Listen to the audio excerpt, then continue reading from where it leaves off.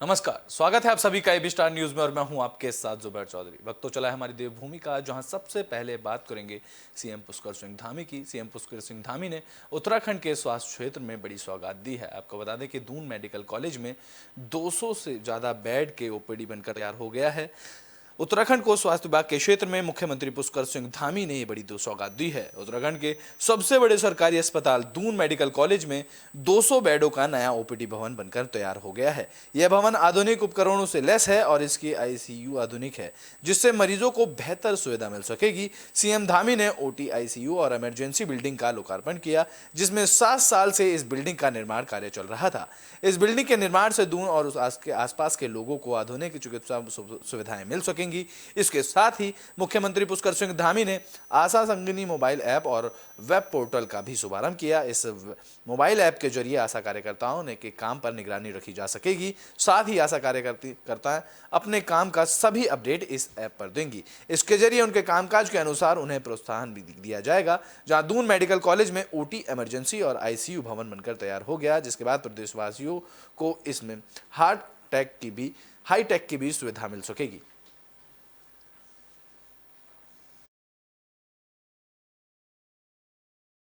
कार्रवाई होती है वो कार्रवाई करेंगे और इस दिशा में दिशा निर्देश जारी कर दिए गए हैं। यह काम चूंकि पहले से ही चल रहे थे, इसलिए अभी इनको जल्दी करवाया है। हमारे स्वास्थ्य विभाग लगकर इन कामों को जल्दी करवाया है। मॉडुलर ब्लॉक भी है, मॉडुलर ओटी थिएटर भी है, जो लेटेस्ट इक्विपमेंट्स से अब ये जो आधुनिक ओटी का आज उद्घाटन किया गया, इसमें सारा इमरजेंसी बैंक अब आ जाएगा, क्योंकि हमारे माननीय यहाँ के जो लोकप्रिय विधायक हैं माननीय खजानदास जी, हमारे जो मेयर साहब हैं, उनके प्रयास से और विभाग के प्रयासों से अब तो बुलेटिन में बात अब पौड़ी की कर लेते हैं, जहां पौड़ी देहरादून रोडवेज बस का शुभारंभ किया गया। बता दें कि विधायक राजकुमार पौड़ी ने हरी झंडी दिखाकर इसका शुभारंभ किया। पौड़ी जिले में लंबे समय से चली आ रही स्थानीय लोगों की मांग पौड़ी देहरादून रोडवेज बस सेवा की शुरुआत हो गई है। यहाँ पौड़ी विधायक राजकुमार पौड़ी ने हरी झंडी देकर पौड़ी देहरादून रोडवेज बस की शुरुआत की। इस अवसर पर काफी संख्या में यात्री भी बस में मौजूद रहे। उत्साहित यात्रियों ने इसे विधायक की ओर से सराहनीय प्रयास बताया और वहीं विधायक राजकुमार पौड़ी ने जिले के प्रभारी मंत्री चंदन रामदास के पौड़ी पहुंचने पर की गई मांग जल्दी पूरी होने पर नगरवासियों को शुभकामनाएं दी और बस सेवा का अधिक से अधिक लाभ उठाने की नगरवासियों से इस दौरान उन्होंने अपील भी की। इस दौरान विधायक ने बस में बैठकर अपने कार्यालय तक पहुंचे, जहां विधायक ने कहा कि सुबह देहरादून पहुंचने के लिए अब स्थानीय जनता को इस बस सेवा से काफी सुविधाएं होंगी। वहीं देहरादून के बस से वापस आने के लिए यह बस सेवा कारगर सिद्ध होगी।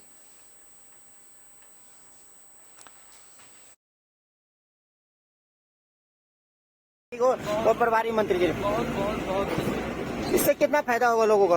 टाइम बचेगा, जाने आने जाने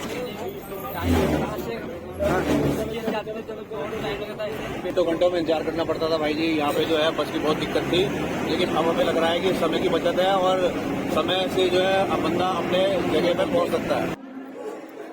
कि कल से देहरादून से पौड़ी बस लगाने का मैंने निर्णय लिया है और कल से वो बस रोडवेज की सुविधा हो जाएगी। और यहाँ से जाने के लिए सवेरे जिनको जल्दी देहरादून पहुंचना होता है अपने काम काज के लिए, उनको भी बहुत इससे लाभ मिलने वाला है। उनको सुविधा होगी, टाइम से वहां पहुंचेंगे और अपना काम करके 2-4 घंटे में अपना काम निपटा के वापस आ सकते हैं। तो इससे बहुत लाभ होने वाला है इस बस से और मैं सभी को शुभकामनाएं देता हूँ इस बस में जो है। तो बुलेटिन में बात नरेंद्रनगर की कर लेते हैं, जहां त्रिदिवसीय राज्य स्थापना दिवस का आयोजन किया गया। इस दौरान छात्र छात्राओं ने सांस्कृतिक कार्यक्रम में हिस्सा लिया।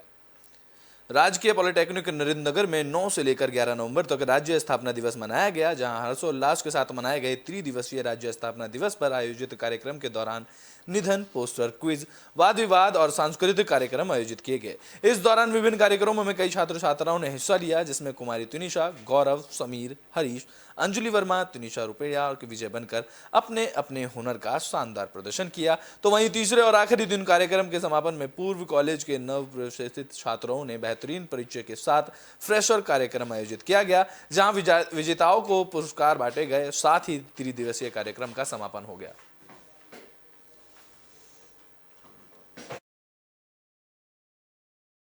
उत्तराखंड स्थापना दिवस है, इसके पावन उपलक्ष्य पर हमारे जो राष्ट्रीय पॉलिटेक्निक नरेंद्र नगर है, यहाँ पर विगत 3 दिनों से लगातार कार्यक्रमों का आयोजन किया जा रहा है। छात्र छात्राओं द्वारा बढ़ चढ़कर हिस्सा लिया गया और अपनी जो छात्र छात्राओं के अंदर जो कला समाहित है उसका उन्होंने अपना प्रदर्शन किया। और कॉलेज 3 दिनों से अन्य विभिन्न प्रकार के कार्यक्रम चल रहे हैं, जिसमें कि क्विज प्रतियोगिता थी और निबंध वगैरह का था, निबंध प्रतियोगिता थी और पोस्टर मेकिंग प्रतियोगिता थी।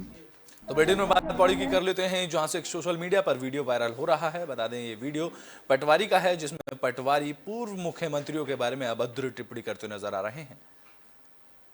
लैंसडाउन तहसील के पटवारी और कानूनगो का हैसियत प्रमाण पत्र बनवाने को लेकर आए आवेदनकर्ता के बीच पैसों की लेन देन संबंधित एक ऑडियो सोशल मीडिया पर वायरल हो रहा है, जिसमें संबंधित पटवारी की तरफ से 2 पूर्व मुख्यमंत्रियों को लेकर अभद्र टिप्पणियां की गई हैं। पैसों की लेन देन और भारतीय जनता पार्टी के दोनों पूर्व सीएम पर अभद्र टिप्पणी को लेकर अब बीजेपी भी मुखर हो गई है और कार्यकर्ता मामले में कार्रवाई की मांग कर रहे हैं। जहां सांसद प्रतिनिधि ओम प्रकाश जुगरान ने कड़े शब्दों में मामले की निंदा करते हुए अभद्र टिप्पणी करने वाले पटवारी पर कार्रवाई की मांग की, तो वहीं भारतीय जनता पार्टी के मंडल उपाध्यक्ष युवा मोर्चा संदीप सिंह रावत के साथ सुरेंद्र सिंह भंडारी और हर्षमणि की तरफ से जिलाधिकारी से संबंधित प्रकरण में कठोर कार्रवाई करने को लेकर ज्ञापन सौंपा गया। तो वहीं जिलाधिकारी आशीष चौहान ने उन्हें अवगत कराया कि मामले का संज्ञान लेते हुए उन्हें उप जिलाधिकारी लैंसडाउन को जांच अधिकारी नामित करते हुए सत्यता और वस्तु स्थिति की जांच के लिए आदेश दे दिए गए हैं।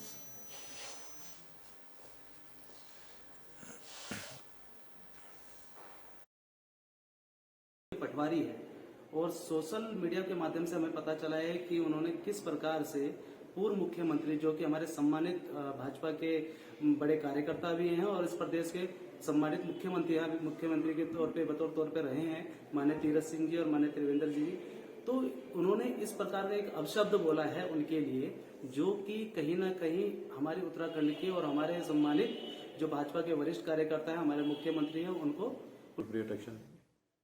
सर वहाँ पे जो जिसके साथ ऑडियो और पे उनका आरोप है भी, जैसे कि सोशल मीडिया पे आ रहा है कि उनको धमकी दी जा रही है फोन के माध्यम से कि आप इसे ऐसा मत करिए, ऐसा मत करिए, तो क्या प्रशासन उनकी तरफ से कोई उनको सुरक्षा की मांग कर रहे हो लोग, या सुरक्षा कुछ दिया जाएगी इस संबंध में? जो प्रार्थी है या जो शिकायत करता है, शब्दों का प्रयोग करना क्या शोभनीय है?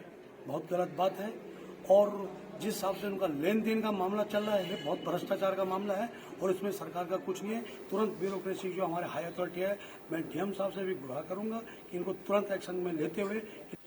तो बुलेटिन में बात देहरादून की कर लेते हैं, जहां पूर्व नेता प्रतिपक्ष प्रीतम सिंह ने बीजेपी की प्रदेश सरकार पर जमकर निशाना साधा। इस दौरान उन्होंने रोजगार के मुद्दे को लेकर बीजेपी और प्रदेश सरकार पर जमकर बरसे। पूर्व नेता प्रतिपक्ष प्रीतम सिंह ने प्रदेश सरकार पर जमकर निशाना साधा। उन्होंने कहा कि बीजेपी सरकार को बने हुए 9 महीने पूरे हो चुके हैं और इन 9 महीनों में सरकार ने कितने घाव उत्तराखंड राज्य को दिए हैं, मैं समझता हूं कि उनकी भरपाई होना मुश्किल है। इसी के साथ उन्होंने कहा कि सत्ता में बैठे लोगों ने 2022 में लोगों से वादा किया था, नौजवान साथियों को रोजगार देने का काम करेंगे।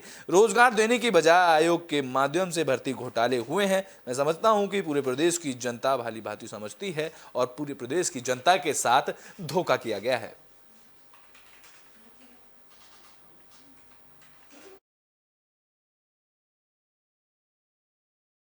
के अंदर सरकार को बने हुए लगभग 9 माह का समय हुआ और इन 9 महीनों में जिस तरीके से भर्ती घोटाले हुए हैं, चाहे वो आयोग के माध्यम से हो चाहे विधानसभा हो, नौजवान साथियों की भविष्य के साथ सरकार ने कुठाराघात करने का काम किया है। दूसरा, प्रदेश की कानून व्यवस्था, अंकिता भंडारी हत्याकांड, मंत्री की हत्या का षड्यंत्र, हमारे विधायक आदेश चौहान जी के साथ जो व्यवहार एसएसपी उधम सिंह नगर ने किया, वो प्रमुख के घर में घुस करके उनकी पत्नी की। तो बुलेटिन में बात अब हल्द्वानी की कर लेते हैं, जहां भारत जोड़ो यात्रा को लेकर कांग्रेस कार्यकर्ताओं में उत्साह देखने को मिल रहा है। तो वहीं कांग्रेस कार्यकर्ता भारत जोड़ो यात्रा को लेकर तैयारियों में जुटे हुए हैं। उत्तराखंड के नैनीताल में पूर्व अध्यक्ष राहुल गांधी की भारत जोड़ो यात्रा को लेकर कांग्रेस कार्यकर्ताओं में खासा उत्साह देखने को मिल रहा है। कार्यक्रम की तैयारियों को लेकर कांग्रेस कार्यकर्ताओं ने रूपरेखा तय की है। इस बैठक की अध्यक्षता करते हुए नैनीताल प्रदेश कांग्रेस अध्यक्ष करण माहरा के निर्देश पर तय किया गया। बताया जा रहा है कि पूर्व प्रधानमंत्री जवाहरलाल नेहरू के जन्मदिन 14 नवंबर और पूर्व प्रधानमंत्री इंदिरा गांधी के जन्मदिन 19 नवंबर के बीच हर ब्लॉक में भारत जोड़ो यात्रा को लेकर कार्यक्रम आयोजित किए जाएंगे। इसके लिए नैनीताल क्षेत्र की जिम्मेदारी प्रेमानंद महाजन और हल्द्वानी की जिम्मेदारी अनुपम शर्मा को दी गई है। बता दें कि बैठक में विधायक हल्द्वानी सुमित हृदय के साथ ब्लॉक नगर अध्यक्ष, पूर्व विधायक, पूर्व सांसद समेत तमाम कार्यकर्ता मौजूद रहे।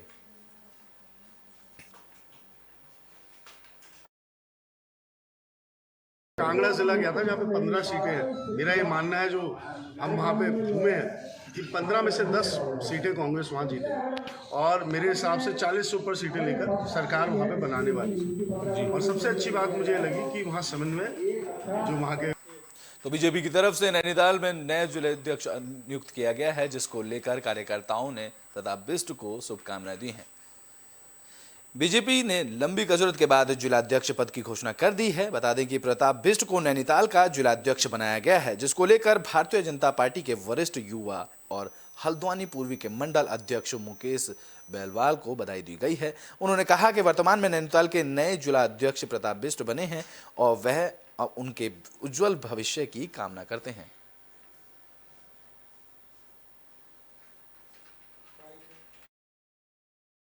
निराधार मुद्दे, जिनको मैं निराधार इसलिए कहूँगा कि लगातार भारतीय जनता पार्टी, चाहे वो महंगाई का मुद्दा हो, चाहे वो बेरोजगारी का मुद्दा हो, चाहे अन्य जो भी मुद्दे हैं, सब पे कार्य कर रही है। और लगातार हमारे जो राज्य के यशस्वी मुख्यमंत्री पुष्कर सिंह धामी जी के नेतृत्व में उत्तराखंड आगे बढ़ रहा है। और आने वाला जो दशक, हमारे जो प्रधानमंत्री नरेंद्र मोदी जी का एक स्लोगन है, आने वाला दशक उत्तराखंड का दशक होगा, तो मैं विश्वास के साथ कह सकता हूं कि भारतीय जनता पार्टी के नेतृत्व में उत्तराखंड विकास करेगा। और ये जो विपक्ष के द्वारा एक, जब कहते हैं ना कि खाली बंदा बैठा है और कुछ नहीं है तो कुछ न कुछ करने वाली बात है, ऐसा कुछ भी नहीं है।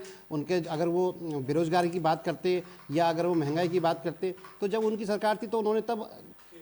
तो बुलेटिन में बात हल्द्वानी की कर लेते हैं, जहां कुमाऊं आयुक्त दीपक रावत ने दौरा किया। इस दौरान उन्होंने ऊर्जा निगम कार्यालय का निरीक्षण किया।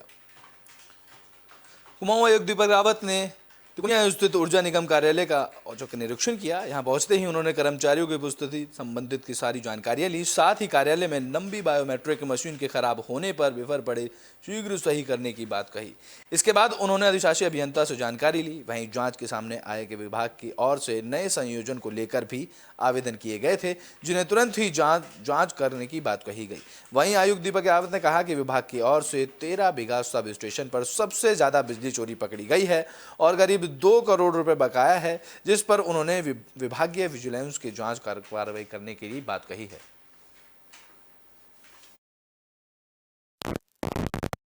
पहली बात तो मैंने देखा कि बायोमेट्रिक मशीन ये बता नहीं पाए कि कब से ख़राब है, लेकिन वो ख़राब पड़ी हुई है। और जो रजिस्टर में मैनुअली भी अटेंडेंस कर रहे हैं, उसमें भी बहुत से लोग एब्सेंट हैं। आपका कहना है किसी अधिवेशन में गए हैं, लेकिन कोई भी एप्लीकेशन इन्होंने मुझे नहीं दिखाई है। दूसरा, मैं ये देख रहा था कि जो बिजली के कनेक्शंस होते हैं, इसको 15 दिन में नॉर्मली रिलीज़ करने का रूल है, जो भी कस्टमर अप्लाई करता है। तो इसमें भी पेंडेंसी लगभग 148 की है, कुछ पेंडेंसीज जून, जुलाई, अगस्त की भी हैं, जो कि उचित नहीं है। तो आपके जो चीफ इंजीनियर हैं, इनसे। तो ब्रिटेन में बात की चौकी कर लेते हैं, जहां पुलिस को बड़ी कामयाबी हाथ लगी है। पुलिस पर फायर करने वाले आरोपी को पुलिस ने गिरफ्तार कर लिया है। उधम सिंह नगर के पुलभट्टा थाना क्षेत्र में पुलिस की टीम पर फायर करने वाला एक और बदमाश गिरफ्तार हो गया है। बताया जा रहा है कि उधम सिंह नगर जिले में पुलभट्टा थाना पुलिस की टीम पर फायरिंग कर फरार हुए एक बदमाश को अवैध तमंचे और कारतूस के साथ गिरफ्तार कर लिया गया है। पुलिस के अनुसार पकड़े गए आरोपी के खिलाफ कई थानों में आपराधिक मामले दर्ज हैं।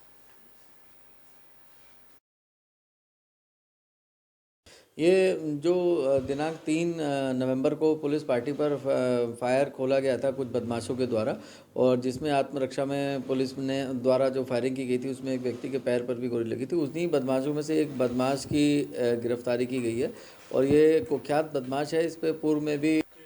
तो बुलेटिन में बात रामनगर की कर लेते हैं, जहां हाथियों के झुंड ने किसानों की फसलों को बर्बाद कर दिया, जिसके बाद किसानों ने मुआवजे की मांग की है।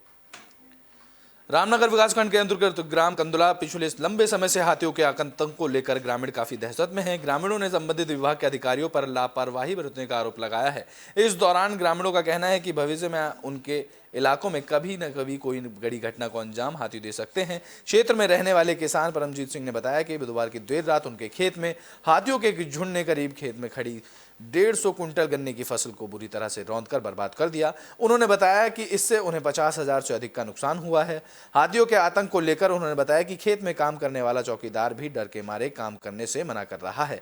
जहां विभागीय अधिकारियों को सूचना देने के बाद भी आज तक कोई कार्रवाई नहीं की गई है। उन्होंने अधिकारी से मांग करते हुए कहा है कि जिन इलाकों में हाथियों का आतंक है वहां पर खाई को दी जाए और फसलों के नुकसान पर मुआवजा जल्द दिया जाए। मांग पूरी न होने पर आंदोलन करने की भी चेतावनी ग्रामीणों ने दी है। पहले लगातार धान में ये लोग हाथी आतंक मचा रहे थे, इसका विभाग को भी सूचना दी गई तो उस पर कोई कार्रवाई नहीं हुई। अभी जैसे 4 एकड़ गन्ना है, 6 एकड़ का मेरा खेत है, उसमें तो उसमें लगातार हाथी आतंक मचा रहे। कल रात उन्होंने बहुत ज़्यादा उसमें आतंक मचाया जिससे जान माल की बहुत ज़्यादा नुकसान हो रहा, खतरा बना हुआ है। मैंने उसमें चौकीदार भी रखा है, चौकीदार भी चौकीदारी करने को मना कर रहा है। तो बुलेटिन में बात भगवानपुर की कर लेते हैं, जहां किसानों के खेतों में केमिकल वाला पानी छोड़ा गया जिससे किसानों की फसलें बर्बाद हो गई। इसको लेकर उन्होंने मुआवजे की मांग की है। भारतीय किसान यूनियन के क्रांति गुट के राष्ट्रीय अध्यक्ष के नेतृत्व में किसान के खेत में केमिकल युक्त पानी छोड़े जाने के विरोध में धरना प्रदर्शन शुरू किया गया। बता दें कि भगवानपुर के रायपुर में जहां पर किसानों के खेत में केमिकल युक्त पानी खेत में छोड़े जाने पर पीड़ित किसान के नेतृत्व में भारतीय किसान यूनियन क्रांति ने पानी बंद कराए जाने और किसान को मुआवजा दिलाए जाने की मांग को लेकर फैक्ट्री गेट पर पहुंचकर धरना प्रदर्शन शुरू कर दिया। बताया जा रहा है कि भारतीय किसान यूनियन क्रांति के राष्ट्रीय अध्यक्ष विकास सैनी के नेतृत्व में भारतीय किसान यूनियन क्रांति के कार्यकर्ताओं ने फैक्ट्री गेट पर पहुंचकर धरना प्रदर्शन पर बैठ गए। वहीं जिला अध्यक्ष अनिल चौधरी ने बताया कि फैक्ट्री प्रबंधक की तरफ से मुआवजा मौके पर पीड़ित किसानों को दिया जाए। जो कि किसान के खेत में केमिकल का पानी छोड़ा जा रहा था वहां पर दीवार की भूने को रखकर कार्य शुरू करवा दिया जाए और किसानों को पूरा मुआवजा दिया जाए।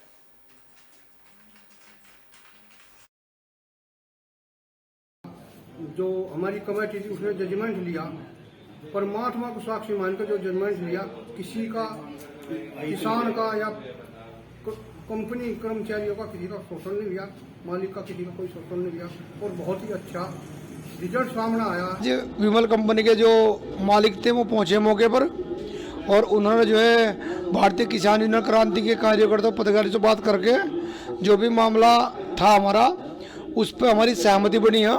अपनी जो एक तरह से तानाशाही उसकी चली हुई थी आज पूरी तरह से खत्म हुई भारतीय किसान यूनियन क्रांति के सामने।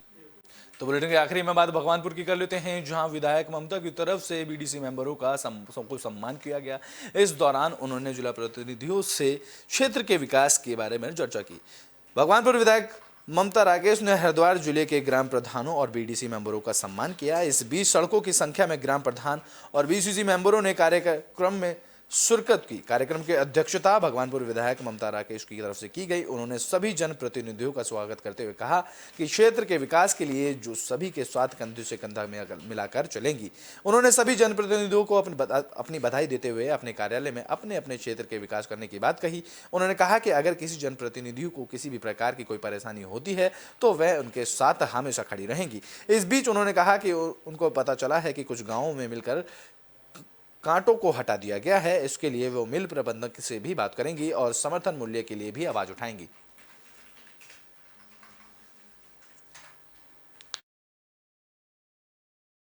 विकास कार्यों को लेकर के जहां भी उन्हें हमारी आवश्यकता है मैं उनके साथ खड़ी हूं हमेशा।